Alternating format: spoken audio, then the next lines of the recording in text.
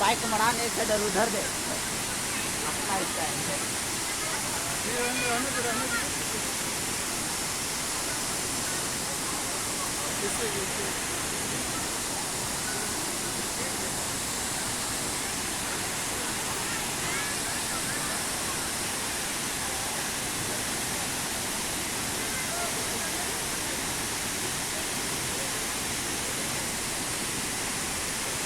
इधर